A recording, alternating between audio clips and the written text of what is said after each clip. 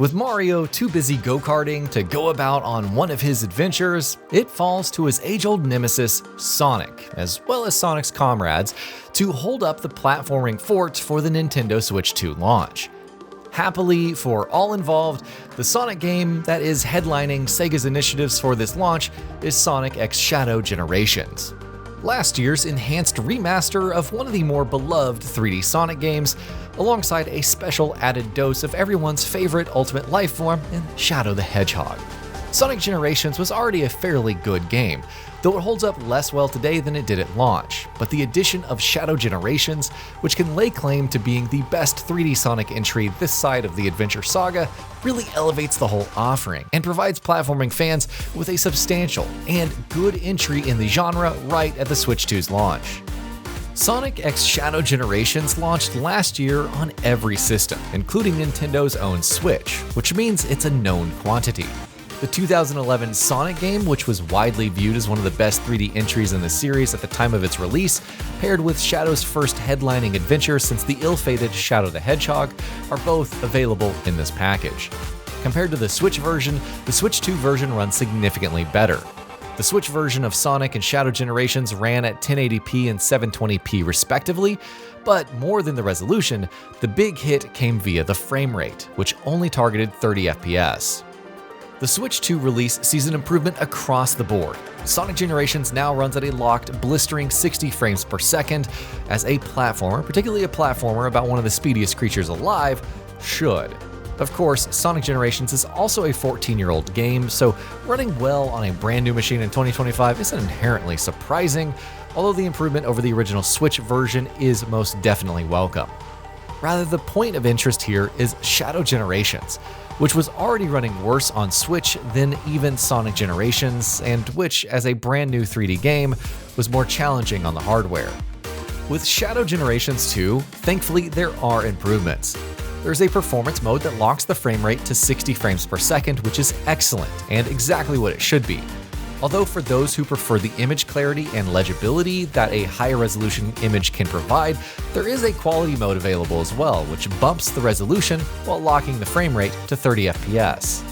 The quality mode isn't one that I would personally ever use or even recommend for a Sonic platformer. Nonetheless, it is a good thing that the option is available for those who do prefer it. I'm merely happy to have the ability to play the game on 60 FPS as a platformer should be, hardware permitting of course. Other than the graphical upgrades, however, there's no other upgrades to this version of the game. Both Sonic Generations and Shadow Generations are the exact same games that they were last year, on the Switch and on every other system. They're simply looking and running better. Inherently, there's absolutely nothing wrong with that.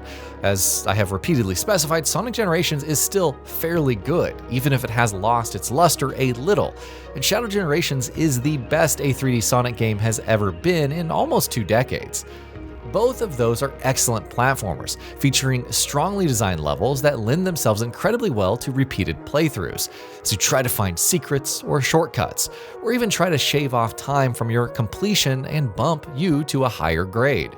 The arcade score attack style mentality that pervades the design of a Sonic game is still here.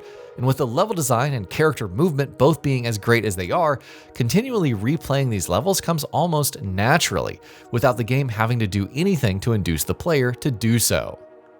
However, this being a straight port of a reasonably straightforward re-release means that it inherits a lot of the flaws of those other releases too.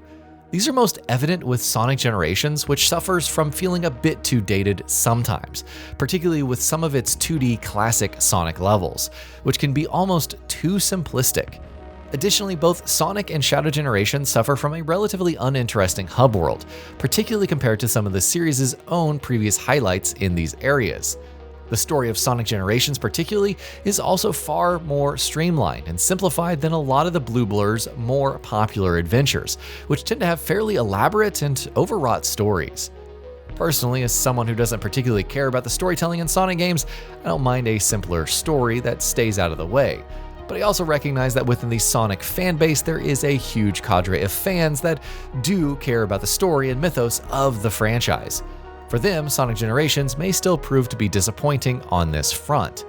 Thankfully, however, Shadow Generations taps in a lot more into that kind of storytelling that Sonic Generations discards. So even for more plot-oriented Sonic fans, this package does have a lot to offer. Shadow Generations benefits over Sonic Generations in a bunch of other ways besides. The core design for the levels is significantly better here, making the levels inherently a lot more fun to play.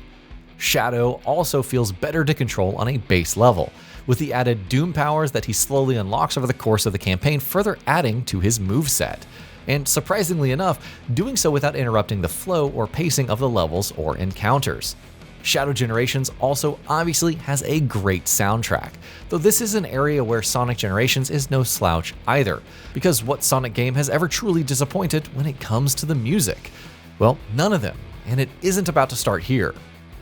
Overall then, this is a great version of a great couple of games, and the Switch 2 version has very little of the obvious cutbacks and compromises that made the Switch version so hard to recommend last year.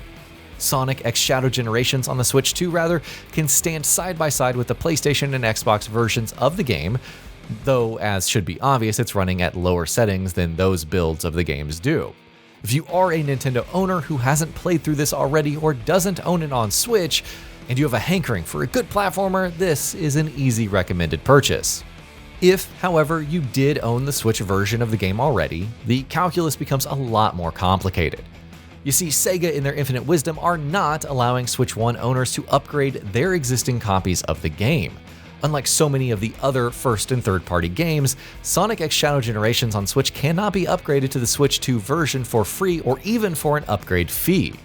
So instead, you have to buy the whole game again.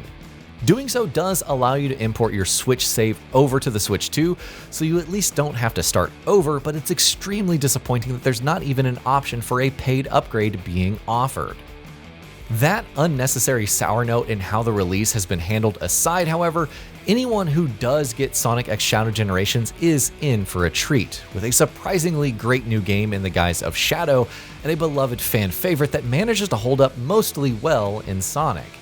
If you haven't played it yet and are interested in platformers, then the Switch 2 version is as easily recommended as the PC, PlayStation, or Xbox versions are.